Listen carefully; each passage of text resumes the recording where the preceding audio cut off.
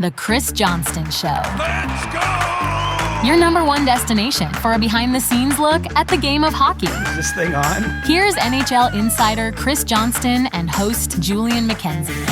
Siege, we're in the final week of the regular season. There's some good and bad to it. The good in the sense that there's still some playoff spots available, still some storylines to be dictated. And on the bad, I would say, just these teams that are out of the playoffs, some decisions they might have to make with coaches, with players, in certain cases with one in New York, a little bit disgruntled, and they may want to talk about it. We should start with the fun stuff before we get to the bad stuff. Let's get to, I like this Western race where Minnesota, St. Louis, Calgary, all very much in play for playoff spots with days to go. What do you think of what's going on out West? Well, I mean, it's nice that we have at least one situation where that's the case.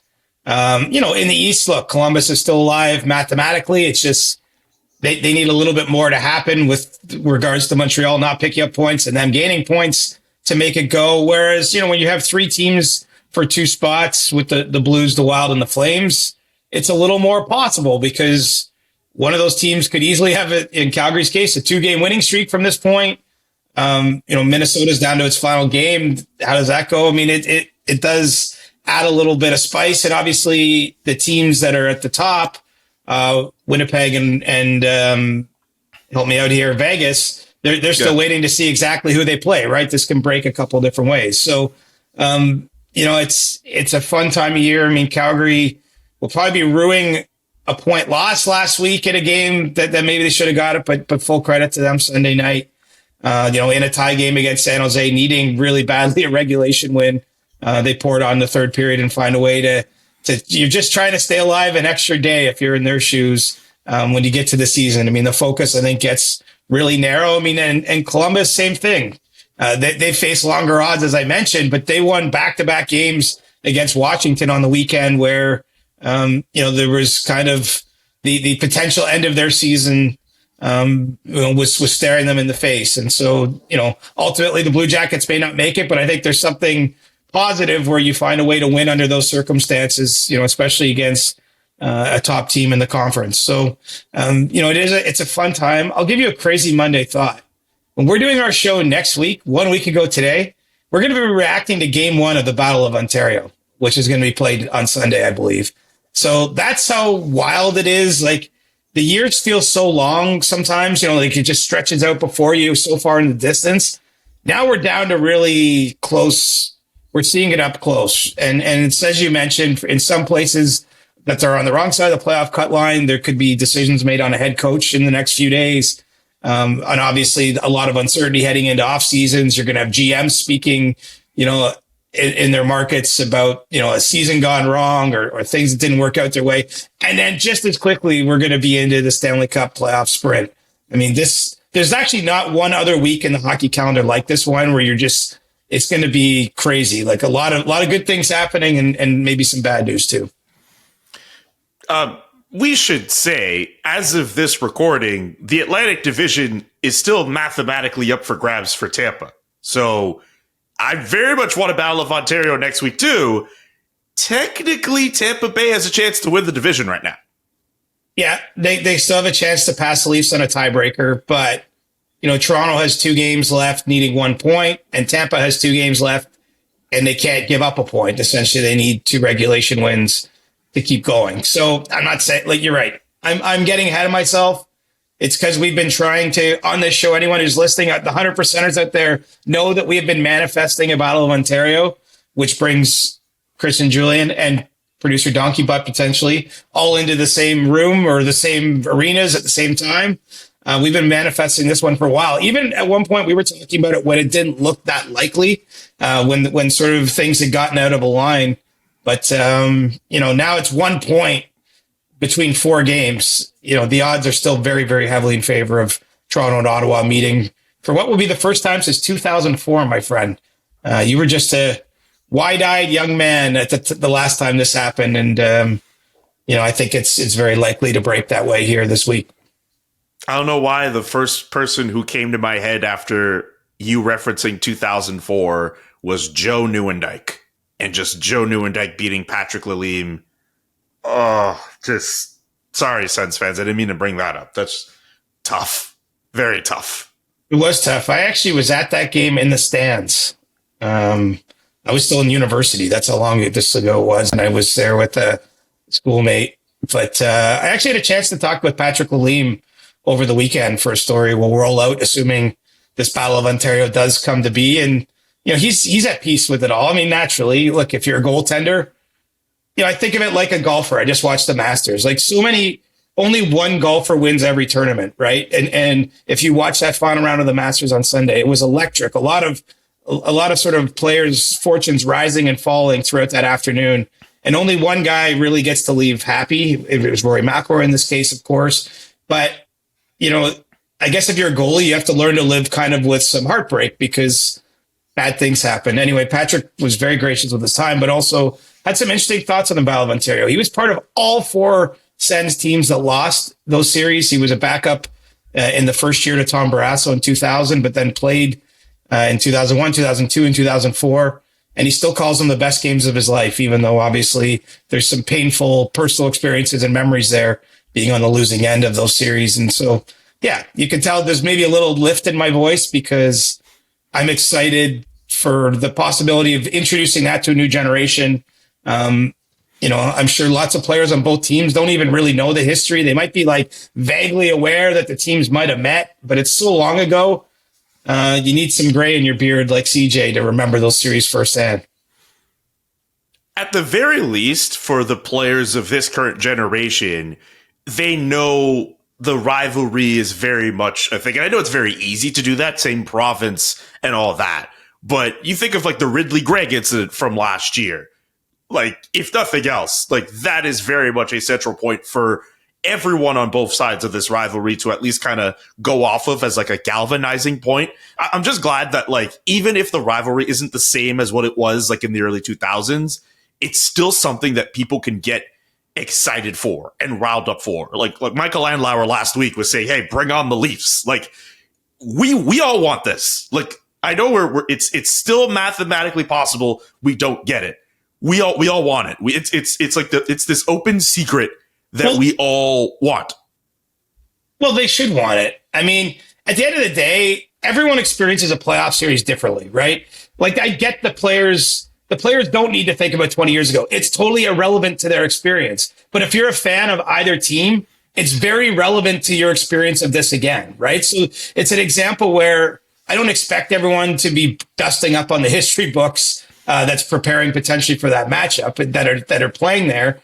But there'll be something a little extra. Even it comes down to geography a little bit. It's 4 hours roughly if you were to drive from Scotiabank Arena to the Canadian Tire Center, at least on a good day, depending on traffic. But it's not, it's not so far, obviously, that fans can go both ways. And then, of course, when you only have 4 hours between where the teams play, all along the road, there's maybe fans that go both ways, depending, where you're at on that drive. And there's going to be more media around it as a result. It's an all Canada battle. It's one anthem games. And then in this case, there's a little bit of history. Like, the Leafs got a 75-year head start on the Senators as an organization, the modern day Senators. And so there's just more Leaf fans. I mean, Toronto's a bigger city, but also the team's been around for generations longer. And so you have a lot of Toronto fans in Ottawa's backyard. That's always been part of the storyline. It's there when you go to a game in November at the CTC between these teams. There's always a lot of blue sweaters in the crowd. I just think it's going to add a layer of intensity.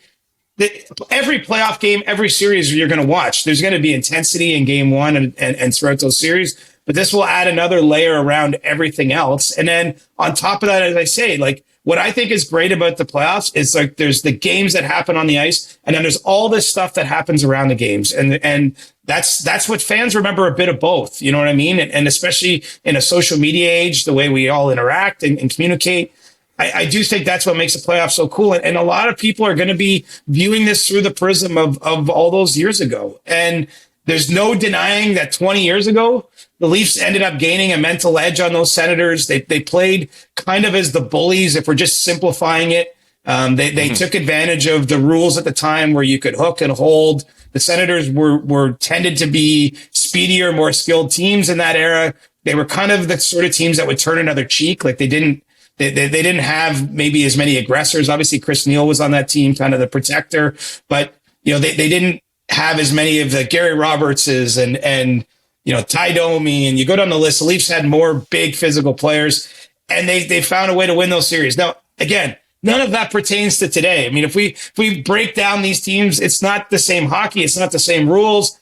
Hell, it didn't even have a salary cap back then. Like literally, it's like prehistoric hockey if you think about it. But it still sets the stage. It's part of the fabric of what people think about with these games. And so the playoffs matter. The stakes are so high on each game, each play, good breaks, bad breaks. I mean, you just referenced at the start of this whole conversation a goal, and in this case, 2 goals that were scored in a game 21 years ago. But you remember it like this. And a lot of fans remember that because they were sort of stunning goals at the time, and they carried huge consequences, for 2 franchises in that moment. And so this is what makes the playoffs great. And this is what, I mean, it's at hand, buddy. Like it's crazy that we got through this season, and it's sort of right around a corner here. I know that there's a few meaningful games this week. We started talking about Calgary, Minnesota, St. Louis, Columbus, Montreal, but then, you get through this little appetizer, and you're going to get a steak dinner on Saturday when the playoffs start around the league. And then obviously Sunday, I think we're going to be covering a game together. I like medium rare for my steak, by the way. Me too. Awesome. One more Battle of Ontario question. Is it fair to say that the roles are a bit reversed if, of course, we get it? Whereas in the early 2000s, you mentioned some of the scrappier bruiser players that some of the Leafs had and the speed and skill that the Sens had. Isn't it a little bit reversed now where the skill top end guys are on the Leafs, or is that not the best comparison to make? I probably know where you're coming from here. I mean, obviously, the Leafs don't have a player like Brady Tkachuk. There aren't a lot of players like Brady Tkachuk in the league. One of them is his brother Matthew, that has some of the same qualities but I still think, I don't know that it'll play out that same way. I mean, the Leafs have the team that has the most different players that have had a fighting major this year. Now, playoffs aren't a lot of fights, but I think the Leafs have shown themselves, particularly under Craig Berube, as a team that really stick up for themselves. I don't think they're as afraid of a game that gets a little edgy as they once were. Maybe afraid isn't the right word. I just don't think they shy away from that kind of game like they might have. Now, look, I'm sure a huge part of the Senators' game plan, or anyone that may face the Leafs at any point in time, is trying to make life difficult on Auston Matthews, William Nylander, Mitch Marner. The Leafs' skilled offensive guys have had their tough moments and their struggles in the playoffs where the space shrinks, where they face a different level of physical play. It's harder to break through and make pretty plays. I mean, it's just is the facts of the playoffs. And so I think that maybe some of the game plan that Ottawa is deploying this time around will look a little bit like, there'll be a little whisper of history in the way the Leafs used to approach those series against the Senators teams. But, I don't know that, I don't think it's quite as, like, I almost see it as like a caricature, the way it was 20 years ago. Because quite literally, I mean, what's another thing you remember? You remember like Darcy Tucker jumping into the Senators bench and just throwing his fist. Like you don't see stuff like that now. It was, I think there was more extreme polar opposites in the old days. I think it's a little bit more maybe closely contained now. But who knows? I mean, part of the curiosity of any of these series is you don't, as much as we're all going to sit here and make picks, we're all going to have ideas about how it's going to go. And then you're going to see a game 1 and a game 2 and a game 3. And sometimes you get surprised, right? I'm not sure what to expect. I mean, a big part of the unknown for me, even with the Senators, is just, how does a team for the first time facing, like, there's no way to replicate what this is.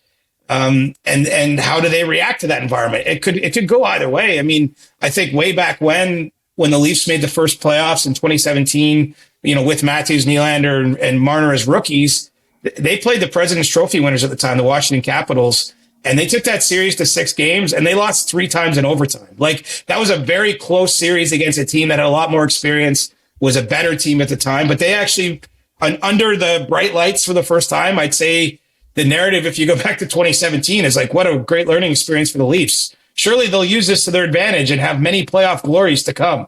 As it turns out, that hasn't happened, at least not to this point. But that's a long answer to your kind of simple question, I think. But I think that it will be a physical series, but I don't think the Leafs will shy away from that physicality. I do think they have players that can handle themselves to a degree. And, we don't really see a lot of fights or anything in the playoffs. I actually look back. The 4 battles of Ontario, there was 2 fighting majors in the entirety of those 4 playoff series. And that was back in the era when it was a little bit more rough and tumble. So it's not as though I guess we'll be measuring this on fights, although who knows? Maybe we'll be surprised. But I think it'll be tough physical hockey, and the games are going to be so much fun. That much I promise you, no matter what happens. I agree with you there. Is there another playoff series you are going to potentially keep your eye on? There's some matchups that are locked in, like Los Angeles versus the Edmonton Oilers, for example. Dallas and Colorado is also locked in. Carolina, New Jersey is a lock as well. And since we're on the train that the Battle of Ontario is going to be a thing, the Battle of Florida would also be a thing as well. Yeah, I think Dallas, Colorado is going to be the series of the first round. I mean, heading in, it's a logical pick. I mean, you have 2 teams that I think legitimately have Stanley Cup aspirations and potential playing each other. You have Mikko Rantanen, obviously on the Dallas side, after starting the year in Colorado and being a longtime member of the Avalanche. He's had a crazy season. I just think the stakes are so high in that series. The expectations are high around both teams. Obviously, they've both made big in-season trades, getting Brock Nelson in Colorado, even getting, Michael Granlund, Cody Ceci in Dallas, in addition to the Rantanen deal. Like both teams have been loading up all year. I mean, Colorado rebuilt its goaltending on the fly. So you've seen actions by management that suggest if it doesn't go well, that maybe there's going to be some consequences from that. Like if only one of these teams obviously can get to the second round, how does whichever team loses view that loss? Does it compel them to make some sort of changes because they feel they have to, try something new? Or, so I think that the stakes are probably the highest in that series of all of them. The stakes are obviously very high in Edmonton too, because you have Connor McDavid now with only 1 season beyond this one on his contract. This is a group that went all the way to Game 7 of last year's Cup final and just frankly doesn't look like they have it this season. They're kind of out of sorts. They've had a lot of injury issues. News over the weekend that Matthias Ekholm is going to be out long term and potentially for the rest of the season. I mean, when I look at the Oilers and you take the emotion out of it, year over year from last year to this year, they're nowhere near as stingy as they were. Their rush defense has really fallen off this season. And Matthias Ekholm is their top defensive option. He's their best defensive player. And so, you would never come out and say they can't go on a run again, because I do think they have something no one else has, and 2 absolute top of the league players. There are other teams that have great players. I guess Colorado might quibble with the way I just phrased that, because they might be like, well, we have McKinnon and Makar and. But the point is we've seen Draisaitl and McDavid take over a playoff series in the past and put up video game numbers for some of those rounds that they've played. So, I just think the stakes are high in that Edmonton LA series. LA's probably one of the best, if not the best defensive team in the league. I think the key for Edmonton in that series will be their power play. If they can do some damage there, that might help offset things a little bit. But, I think, look, it's set up with the Kings with home ice advantage, with barely losing at home all season, with a strong defensive team in much better sort of form right now than the Oilers, which have all these injuries and issues. LA certainly looks more stable entering that series. The Battle of Florida, if it happens, will I think be interesting as well. The Panthers are a little like the Oilers. Maybe it's not a coincidence. The 2 teams that played the longest last year, right to the end of June. The Panthers have some injury issues too. And I do think, some of this is just the toll of all the games those top guys have played. In Florida's case, obviously going to back-to-back Cup finals. Plus, they sent the most number of players to the Four Nations tournament in February, plus. Like, they've just had a lot of, they're guys that just played a lot of hockey. And you're trying to see, we're all waiting for a bit of a dip there, I think. But can they hold it off? I mean, they certainly haven't finished the regular season too strongly here. So, I mean, I don't think there's going to be a bad matchup in the first round. Even Washington, Montreal, if it happens, if Montreal clinches, you can start to at least see the case that Montreal makes life difficult on the Capitals, even though the Capitals had a much better season. It's all vibes and everything in Montreal, all vibes and creeping around airports for the Habs fans these days. So we'll get to that. Yeah. Well, okay. That's the only thing I don't like. But anyway, it'll be cool. You're going to see Ivan Demidov, play games at the end of the season here. So look, the Stanley Cup playoffs are probably the least predictable. I would say certainly less predictable than what happens in the NBA. You just see way fewer upsets. I think that there's the opportunity for chaos at hand here. And 2 weeks from now, we're down to 8 teams. And 2 weeks after that, we're down to 4. And so, it's getting very real very quickly in the NHL. I can tell you're down on the Columbus Blue Jackets and their chances of making it out the East. Funnily, though, they beat the Washington Capitals in back-to-back games, including a 7-0 win over the weekend. So who knows? But again, I can tell you're down on the Blue Jackets. So I won't ask you for the East, but for the West, with Minnesota, St. Louis, and Calgary, who do you think are going to be the 2 teams that come out in those 2 wild card spots by the end of the week? I'm not making any predictions. I don't know what's going to happen. All right. I appreciate where it's coming from, but honestly, this is what's cool is like now you're just there's some randomness even, right? Like you're down to the results of like 4 or 5 total games between each of those teams. I don't know what's going to happen. I mean, it's still Calgary's got LA and Vegas this week in the games they play. They have to win both. Now, both the Golden Knights and the Kings don't have anything to play for in terms of seeding or worrying about where they're at. So who knows what kind of rosters they get. Maybe they elect to load manage a little bit and take some of their top players out of that game. So maybe there'll be some tailwinds there for Calgary, but it's going to be tough for them to reel off those wins. But again, all you're asking for is the chance. I mean, athletes are forever trying to push out the big picture, right? There is no big picture when you're them. That's the greatest part about this is it's literally just go and play well each period and win those games. So I don't know how it's going to go. I mean, I still think probably the Flames don't get in, but I'll be honest. I was watching the game Sunday night hoping they'd win because I want to see this extended. Like you want to see the drama go up. And they managed to get it done there. So we'll see if they can reel off 2 more. But, Dustin Wolf, I know you want to talk about awards at some point. I would just say don't cast your Calder ballot just yet out there, members of the PHWA. Everyone wants to declare things over. Wolf has played 7 straight games for Calgary down the stretch here. I think he's let in 16 goals in those 7 games, just a little over 2 a game. They've won a lot of them. Maybe if they get in and he reels off 2 more wins, I memean, is it enough? He's already in the 30s in wins for a rookie goaltender. Pretty incredible. So don't cast your ballots until at least Thursday. I'm with you there too. What if I rephrase my last question like this? How do you like Calgary's chances? That's not getting you to say that they'll make it or not make it. I know you just said they might not make it, but is that a better way of asking that question? Well, I look at, they survived longer than I thought. They looked like they were kind of dead in the water a couple weeks ago, and then they've had this late season push. So, you almost want to tip your hat to the Flames. Like they were definitely a team I did not give much. I didn't give much hope of having even this kind of season to them in the preseason. I remember they had some particularly feisty type of quotes about everyone ruling them out. And it was true. I mean, it was largely true anyway. I didn't see them getting a lot of national, team to watch sort of, headlines prior to the season. And, they've managed to stick with it. Now, they don't score enough for my liking. And I realize I'm saying this the day after they scored 5 goals in a game.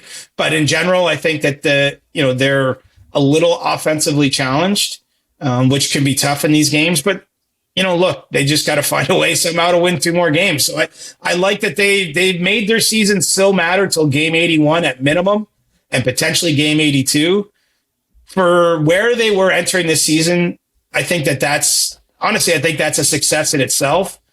The fact that Dustin Wolf has been put himself in a position where I do think you can credibly compare what he's done to Lane Hudson in Montreal for the Calder Trophy and Macklin Celebrini in San Jose and Michkov and down the line. So I think that's a big step for the organization. They obviously made the in-season trade, getting Farabee and Frost. And so, I think that they are addressing they're looking to address some of the issues I'm identifying that I just don't know if they have quite enough offensive punch.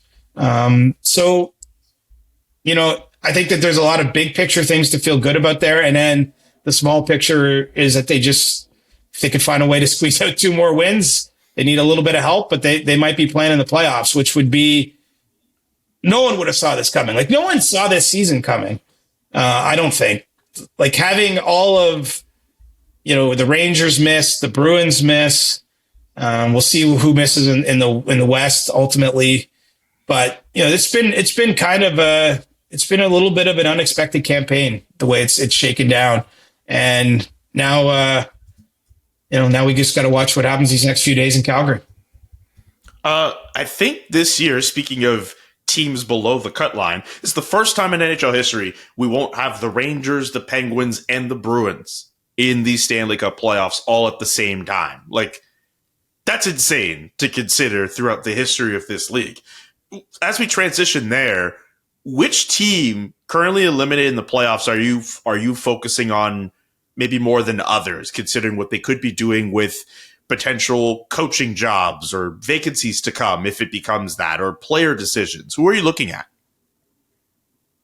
Well, I think the Rangers probably is the easy answer, just because we've seen the way they've operated throughout this year. They made a lot of trades. They've shipped players out. They've brought some in. Peter Laviolette's one of the coaches that, right now certainly has an uncertain future with the team, something he addressed with the reporters on Sunday, and said he's sort of not naive to the situation. He understands that there's going to be that kind of look into his performance. Any team where Jim Dolan's the owner of the team, just based on how the Knicks operate. I mean, there's just, there's going to be no one after they won the President's Trophy a year ago and they've been a team in the mix in the East for a couple seasons running, that I think is going to be like, oh, this is just fine. And we just have to make some tweaks around the margins. I mean, I think that they're a team that could see a little bit more shakeup. So that's probably the most interesting to me. Boston, with the way they navigated the trade deadline, like, it's clear it's a bigger picture. It's a longer view that they're taking with what they're doing. I mean, they traded a lot of players. Like, they trade Brad Marchand, who's a pending UFA, obviously a heart and soul guy. That I get, but they also traded Brandon Carlo, who's got an extra year on his deal. Like, they traded players that they did, Charlie Coyle. Like, they traded guys they didn't necessarily have to trade, but they elected to sort of rip the Band-Aid off now, and that signaled the start of a process that's probably going to take a few seasons. So that doesn't mean there won't be change in the offseason in Boston. Of course there will. They have an interim head coach in Joe Sacco. I think that they'll probably do a coaching search. There's still a question about Don Sweeney, their GM, if he's back. There's been no indication either way. So there's going to be upheaval there, but I don't know. I still think it'll be more like, let's make sure we can be very competitive again in 3 seasons, versus I think in New York, there's more likely to be shorter term decisions made. It's not to say they're not thinking of what happens 3 years from now, but I don't think they intend to fall to the bottom of the league or anything like that. I think they're going to try to reload on the fly. And so I think that's more of a potential. I mean, Pittsburgh, we're not going to have this discussion today. I'm just going to but like, what happens with Sidney Crosby? It's still but I think we know what they're doing there. We know that, like, the larger plan is not changing. They're trying to get younger. They're trying to retool. All those things apply, but they have a very big question at some point to be answered about, does he want to come back after missing now in the playoffs in a 3rd straight year? Does he want to be back for a 4th? Again, I don't want to make this the focus of the show. I think we could dig into that a little bit more once we get to the off season, but Sid's going to have a decision to make, and the decision might ultimately just be, hey, I'm still on board with this, but it's almost like a good relationship. I think you have to keep having check-ins.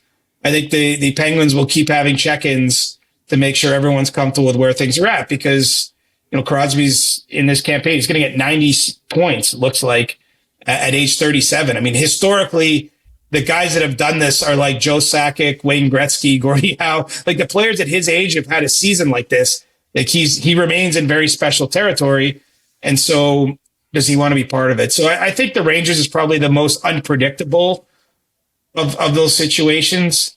But look, Philadelphia is a team they've got to hire a coach, presumably with Bradshaw on an interim basis. And I don't think they're not a patient team. I mean, I really feel like this offseason could have some fireworks because there's just more money to be spent in the system. There's not that many players really on the UFA board that can be difference makers, like true difference makers. Lots of good players, don't get me wrong, but not a lot of game changers, I'd call them. And so I think there's the trade possibilities are high. And I just think there's a lot of places that the team is going to be under, the management's going to be under some pressure to shake things up. What did you think of the Calvin de Haan situation that materialized on Sunday, speaking of the Rangers, where he made a comment to some reporters about how he wasn't being treated right, and he would be very transparent if given the opportunity to speak about it in a scrum? Obviously, those comments go viral, and then he goes to Twitter, X, whichever platform you want to call it, to describe the situation. What did you think of that? Well, look, I've covered a lot of teams in my day that are in the situation Rangers are. You get down to the last week of the season, everybody gets really honest when you're on a team that's, underperformed. And, there's a lot of, in any given organization, right? Like there's people that probably aren't happy for a variety of reasons. I think back to those Leafs teams like 2013. I guess 2013, they actually made the playoffs lockout year, but 2014, 2015, like there was always a little bit of frustration. There's uncertainty hanging over the end of the year. And you're in Florida on a road trip. I found Florida is one of the places where people are most honest in the NHL. It's the place, one of the places you're most likely to have a beer besides someone who works for the team. Maybe that in Nashville. And where just people let their hair down a little more. I'm not saying alcohol was a factor in the de Haan situation. I'm just explaining the context here. And so Calvin de Haan acquired in the trade with Colorado, placed 3 games early in his tenure at the Rangers. Now he's sat 18 straight games. He's seeing them call up players that aren't even necessarily not like coveted prospects in the organization to play ahead of him in the lineup. He can't get back in. He's walking to an optional skate, and he encounters Peter Baugh, our colleague at The Athletic, and Molly Walker were there. And, he says he's wasting his time that essentially with the Rangers, and he's not happy with how they're treating him. The reporters doing their job. I would do the exact same thing in that spot. Say, hey, do you want to talk about it? Because a lot of people say things that are in the daily interactions of people who work for teams or players with reporters.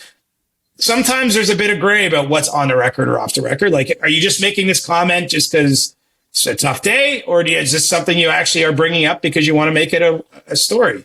And he said, absolutely, I want to talk about it, and I'm going to be fully transparent with you.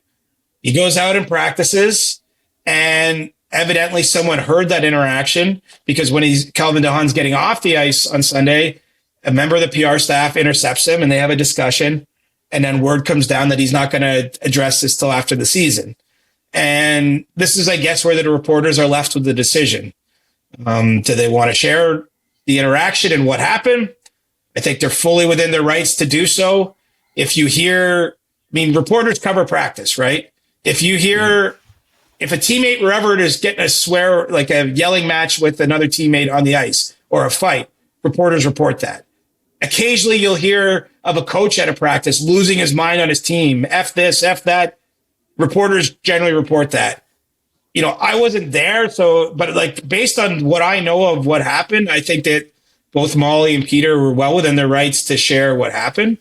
And, it is what it is. Now, what I'm very fascinated by, and this is inside baseball, is how is Calvin de Haan going to ultimately be muzzled here?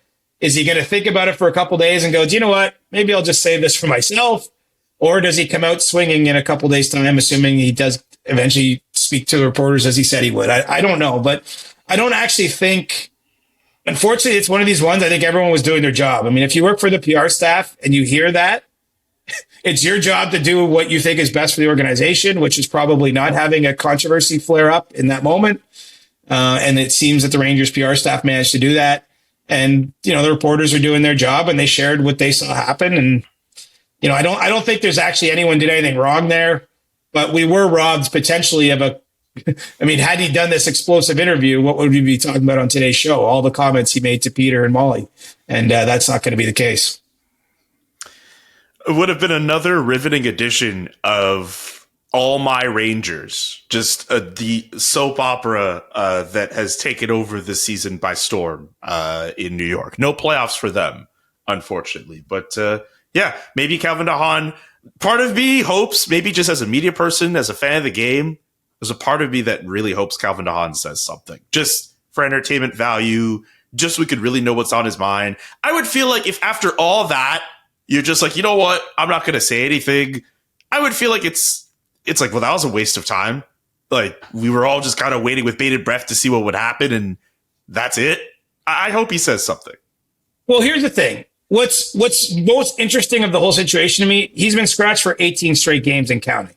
So any veteran in that position is likely to be frustrated. Like, that's normal, and that's totally fair. But did the Rangers, is there something more than just the scratches that went on, right? Is there some other thing that he's alleging is mistreatment? Like that, I don't know. And that's, I'd love to hear his side of the story. Is it just he's frustrated? Like, why trade for me if you don't even intend to play me?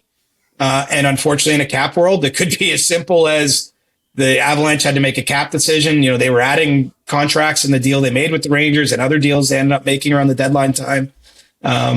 But you know, that's what I'm curious to hear. I mean, Calvin DeHaan's had a long career, former first round pick, but even in the last 2 seasons, like he played in Tampa last year, he played for the Avalanche a bunch of games this season. Like he has played for some of the top teams in the league, Carolina before that in recent seasons. And so I think for him to be on a Rangers team that's sliding out of the playoffs, that picked up 5 of the 6 points in the standings in the 3 games he played, I think he's just a little confused, I guess, why he can't get in. Okay. We'll obviously keep tabs on that situation. One more thing before we get to Ask CJ. I need to know your thoughts on the Ivan Demidov spectacle that was at Pearson Airport over the weekend. Habs fans, Canadiens fans descending on the airport, waiting on the rookie to come through. He gets to watch the Canadiens Leafs game from the press box. All that excitement around him. What did you think of all that this weekend?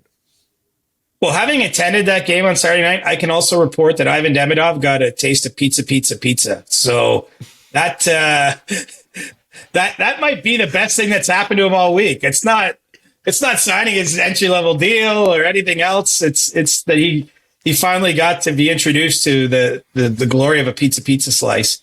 Look, I think it's awesome that everyone's excited about, you know, a new prospect on a team, a guy who obviously he's a highlight reel machine. If you're a Canadiens fan, or even if you're not, you've probably noticed all year long these clips, you know, great offensive plays. Like, I get that excitement. Honestly, I went to Saturday's Leafs Canadiens game. I wish Demidov was in the lineup.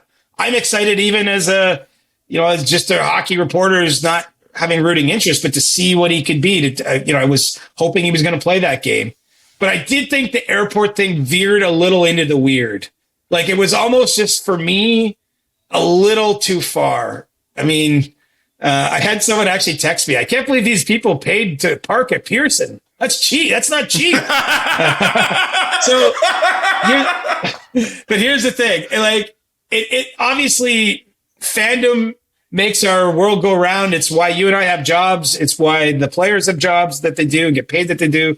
So, you know, I don't want to be too critical of fans, but it felt like a little like a petting zoo, you know, like it felt a little odd. So yeah, you know, I don't want to blast anyone too hard, but like, I don't get why you're at an airport. You might say it's to welcome him, but it was weird. They're like chasing him. Like, he clearly didn't want to walk past them. Then they're like chasing him to his van. They're like, say something to the fans. Like, I don't know. It just felt a little like social media had gone rogue to me. That being said, I was on my couch that night. I was watching the live stream. So I perpetuated the problem too. Like, that number got over 200,000 at one point. People just watching the airport scene. I was one of the 200,000. So, I mean, I should say that I'm being a little hypocritical by saying, what are you doing there, when I'm sitting on my couch watching this play out on my phone?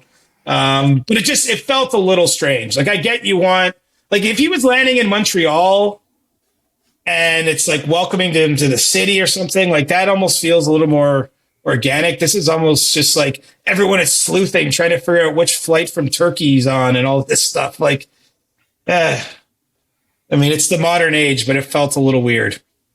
So obviously in terms of the scale of player, there's a big difference here, but how is that? What are the other differences between fans waiting on Ivan Demidov versus like Shohei Ohtani potentially coming from wherever to Toronto when fans were tracking that? That was absolutely insane. But of course, Shohei Ohtani's a mega superstar. Well, fans weren't lined up at the airport in that case. They weren't chasing a guy who didn't want to be chased through the airport. Like, Demidov arrives here. He's got like 5 security and police people around him because like they're actually a little worried about his like safety. Like he's a teenager arriving in a different country. Like the people's intent wasn't entirely clear. I just think you're right. It's a fine line, like because it comes from the same place. It just felt a little strange, honestly. Like I think it's that simple. And this sort of thing explains the differences in hockey markets. But if someone says they don't want to play in Canada, like this will be an example of like why, because you have to remember this is like he's a young kid. Like I'm part of his job is to perform on ice in front of 20,000 people. So like obviously that is an element of his job, but like I think you could argue, is it his job to have to deal with that kind of hounding everywhere?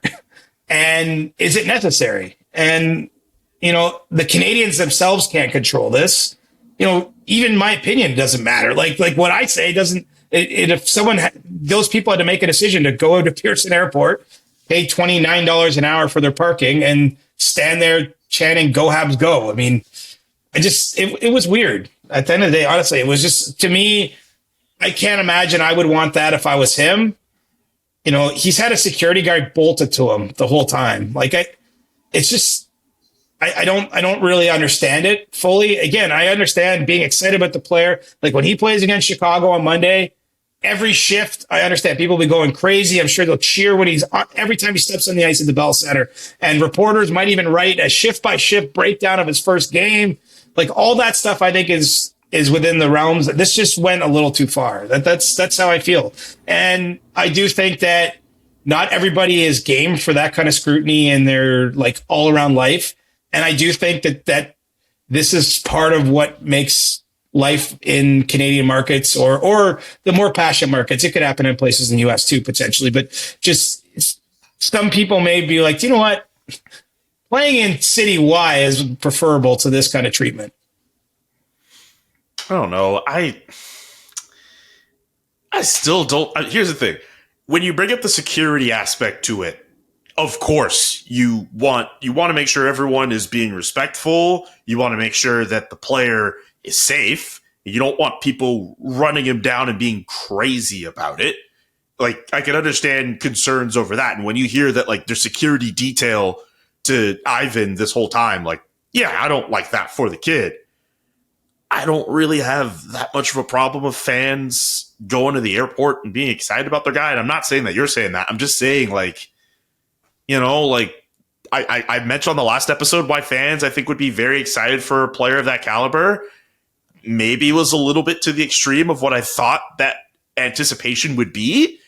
But ultimately, I don't know. And I know with me, I know with a lot of stuff that happens in hockey, my brain automatically goes to like other sports and other reactions to other players just because I've seen that before. And it's like, all right, well, that happens over there.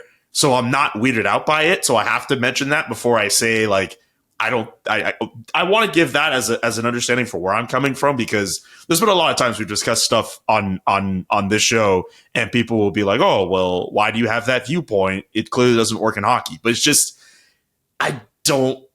beyond his security and well-being, I didn't necessarily have a problem with all those fans being there. It would have been a much different reaction if all those fans were all in Montreal at Trudeau Airport. I think it would have been a completely different energy.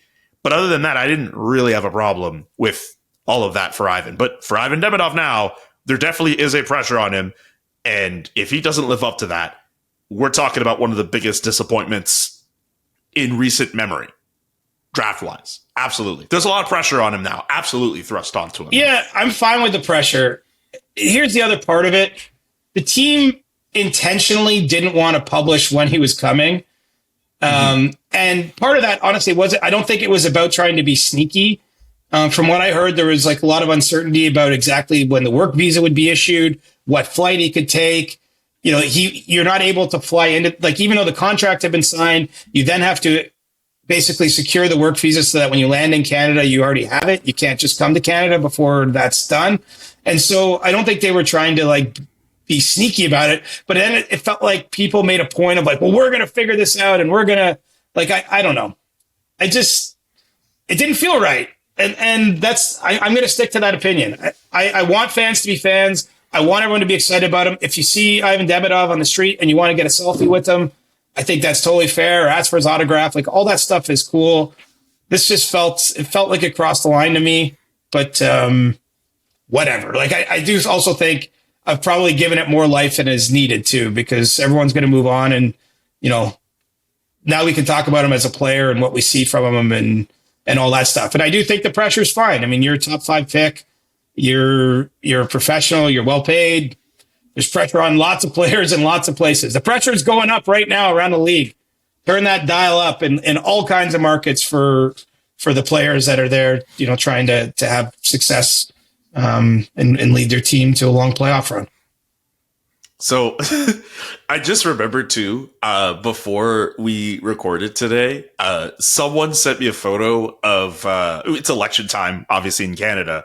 Someone sent this like election poster that's supposed to look like it with Ivan Demidov's face on it. I think it's an ad with Warrior Hockey. I'll describe it for those who are listening. It's a photo of Ivan and has his last name on top, Demidov, and on the bottom it says "Là pour les Canadiens," and it's basically just announcing that like him. It's like a sponsorship thing between Warrior Hockey and him that will begin as of next season. So the fact that we're seeing election posters for Ivan Demidov in Montreal, this is next level.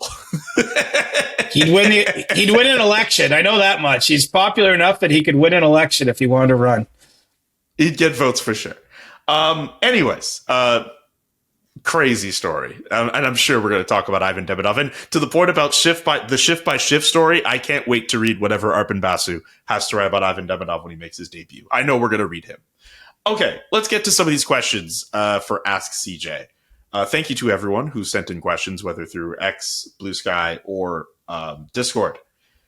Zach Chilton wants to know, how do you feel about the start to the Jays year? I haven't watched one pitch, one batter at plate. I don't know their record. And so, yeah, that's where I'm at with the Jays. I'm still my whatever you want to call it. I'm just choosing not to put my time, energy, and money into that team. So no opinion on Vladimir Guerrero signing? No, I'm happy that he signed. And I'm happy that he signed for an amount of time that he'll still be there by the time I'm coming back to the Jays. But I'm not coming back to the Jays until they make some changes. And that's that. Yeah, I'm not kidding. I've not watched a game. I've not tuned in and I don't know the records. So I don't have any informed. We can debate how informed I am at the best of times about my Jays takes, but I have no take because I haven't read an article. Nothing. I don't know anything. I don't even know what number Vladdy signed for in the end. I don't know. Like, I've totally, like, you can choose. The biggest choice we can make is where we put our attention. And I'm just choosing to look in other directions until that organization makes some changes. Next question from Zahid. Is Sidney Crosby considering joining Team Canada for the World Championship? I read an article. I was actually a little surprised. I think it was from Dave Molinari, I want to say, who's a veteran hockey writer in Pittsburgh. Great guy, funny guy, dry sense of humor. But where he quoted Crosby saying that he's going to think about it after the season, which, I did find a little surprising just because, at this point, players like Sidney Crosby, there's an open invite to this tournament.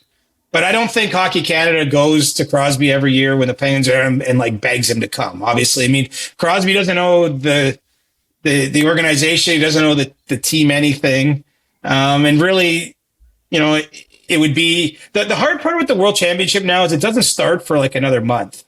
And if you're in Crosby's position, the reason that isn't ideal is because you have to sort of train for the next month to then play for another 2 to 3 weeks.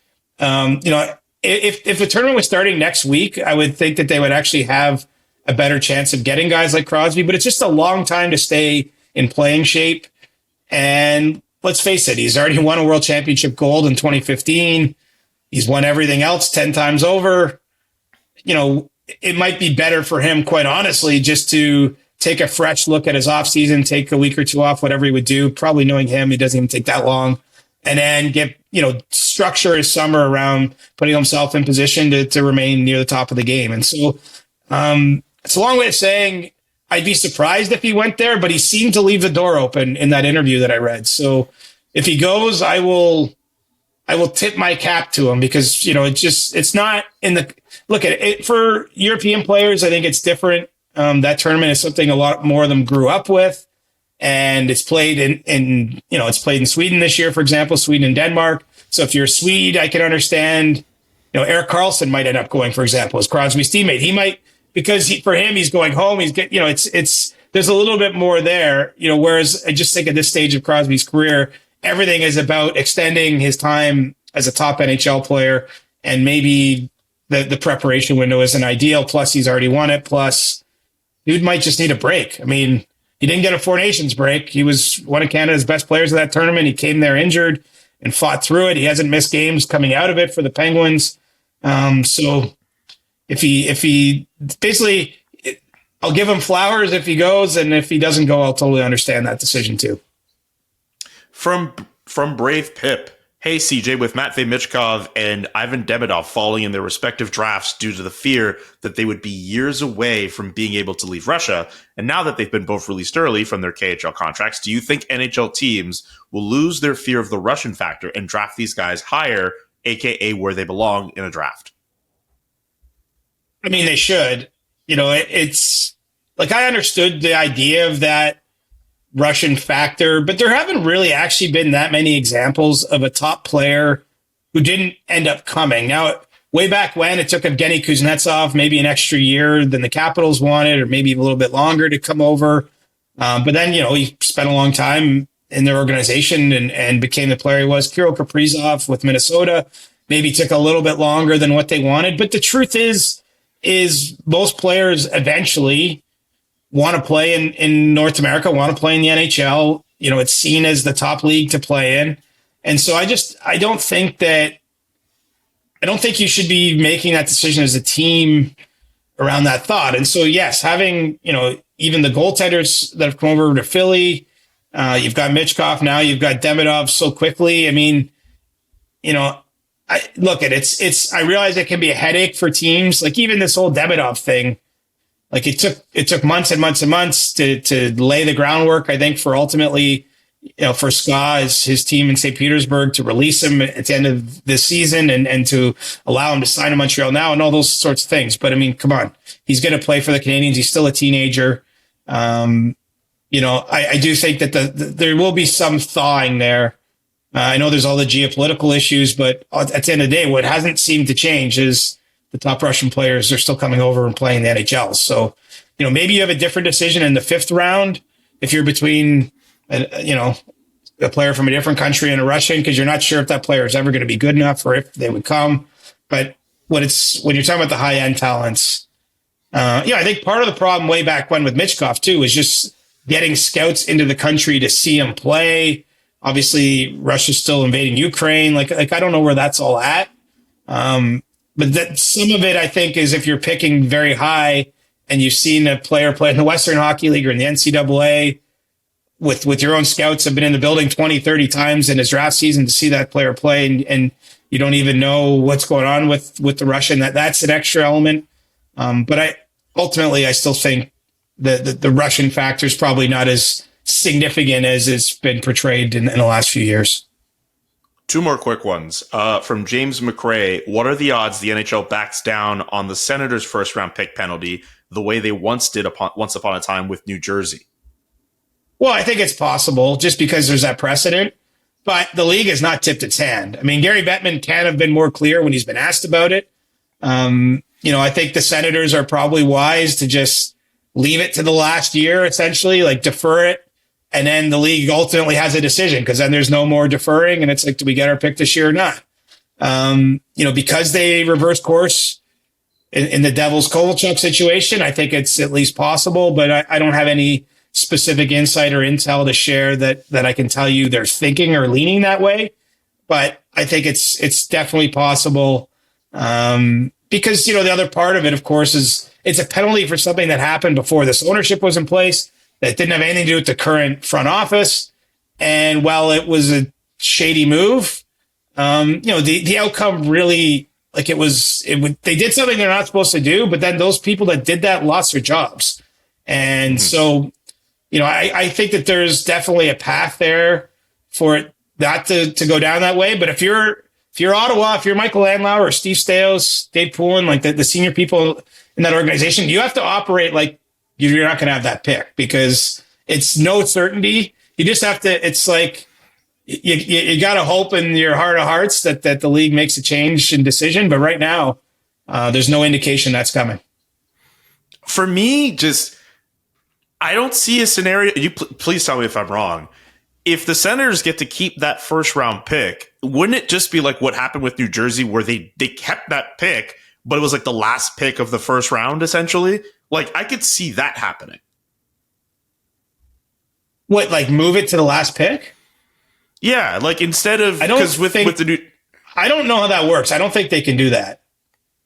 Or I don't know or hopefully I'm not misremembering, but just essentially just the idea that a punishment was put in place for the Ottawa Senators, instead of just saying, okay, well, you just keep the pick as is,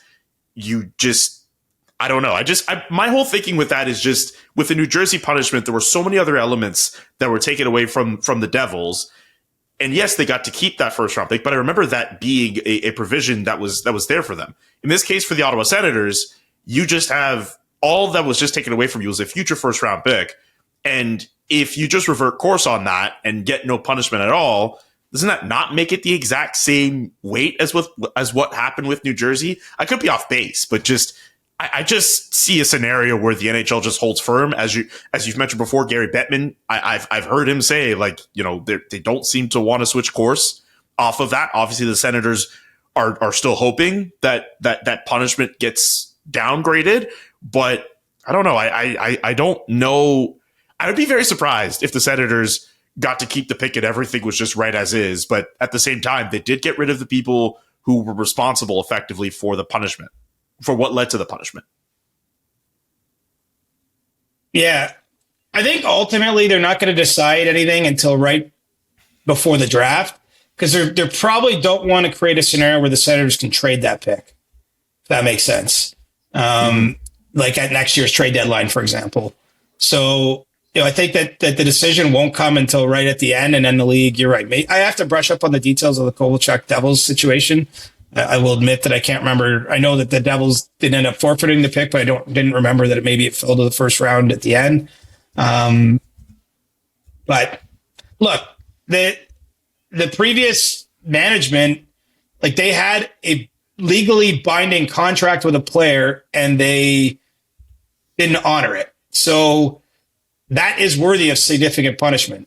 Any way you slice it, no matter how it went down, like that can't happen. And that's why you got to this point where there's that kind of punishment. But, we'll see if there's a reversing of course or a changing of things when it comes down to it. I would say, but to hammer home the initial point I made there, I don't think Ottawa will get its pick in time to maybe trade it. I think it will be a matter of when they're setting the draft order in 2026, there'll be a decision. Does Ottawa end up getting a first round pick or not at that time? Or is it just disappear into the ether? Okay, last one is from me, CJ. Uh-oh. Your boy did it. Rory McIlroy, finally a Masters champion. How did it feel to see him do his thing? I have never watched a round of golf like the fourth round of the Masters on Sunday. I have never seen... I've probably been watching golf closely for 30 years.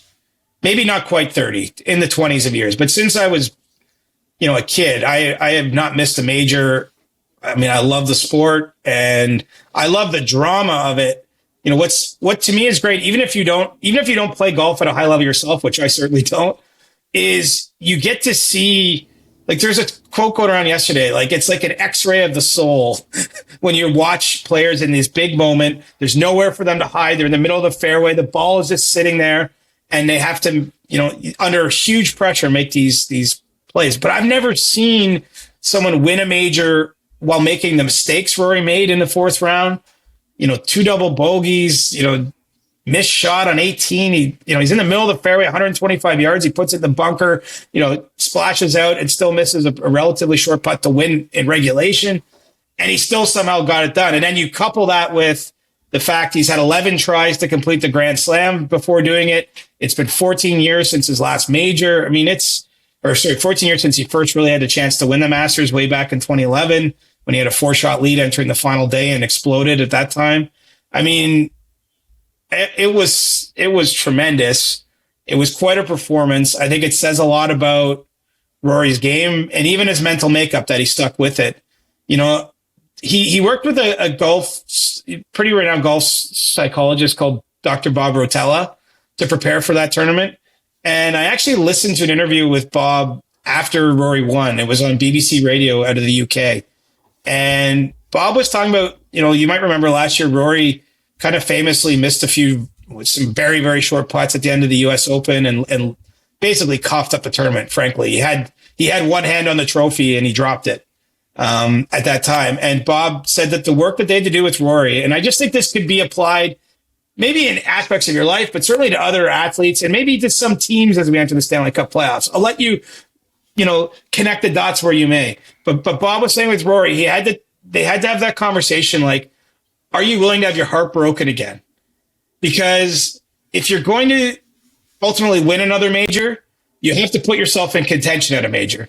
And if you put yourself in contention at a major, there's no guarantees. Like you could be in the final pairing as he was on Sunday. You could have the lead he had and still blow it again and still lose. But you have to keep pushing, right? You have to basically, you can never have your heart broken if you don't let yourself fall in love, is I think the thinking, right? And so you can't you can't win if you're not willing to potentially lose.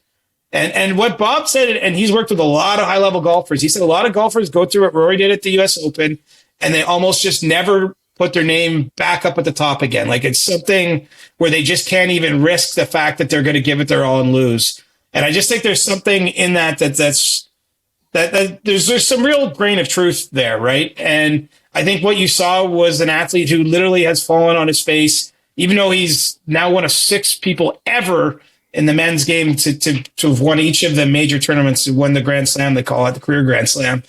You know, he's also had spectacular failures. And he nearly had a spectacular failure in the 2025 Masters. So how did I feel? I felt all those emotions, man. I was sitting there crying on my couch, watching him when he finally got it done, because, you know, to have followed the sport closely, I actually cheer for Rory personally. Like I always am pulling for him when he's got a chance to win a tournament. But I just think that there was something very human about how he got that done. Also made me appreciate, I'm a longtime Tiger Woods fan, how great Tiger was, because when Tiger won his majors, when he was in that spot, you didn't see him dump at the bunker on 18 very often. Like he could make the pars when he had to make the pars. Like he didn't commit what I would call unforced errors. Rory had a ton of unforced errors. He flirted with absolute chaos in that round and still somehow won it. And I think it's great for golf.